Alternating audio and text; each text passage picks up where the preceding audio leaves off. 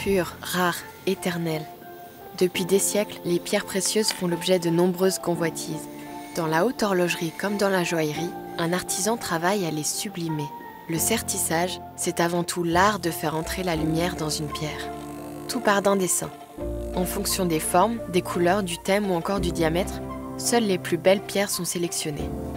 Dans cette maison dont le sertissage est la pierre angulaire, les plus petits diamants mesurent 0,6 mm de diamètre, la taille d'un grain de sable.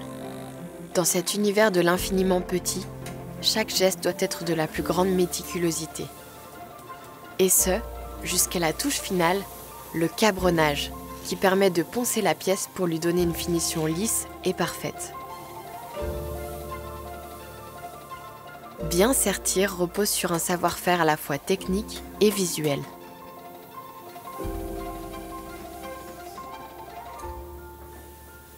Après avoir choisi la technique de sertissage la plus adaptée à la pièce, l'artisan écarte la matière à l'aide de son échoppe, puis creuse à l'aide d'une fraise boule pour créer l'espace qui permettra d'accueillir la pierre.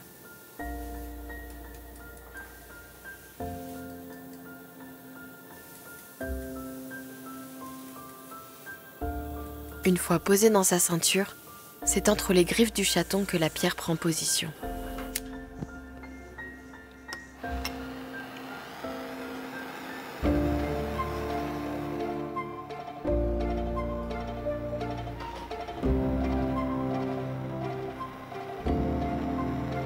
Tout l'enjeu du sertisseur repose sur ce jeu de lumière, accentué par l'épuration d'une matière au rendu éclatant, généralement de l'or, jaune ou blanc.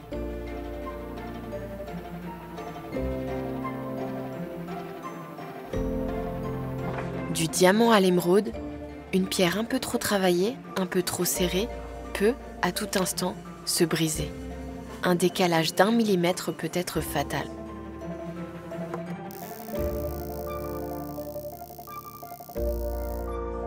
Chaque pièce est unique, de sa création à l'histoire de sa possession.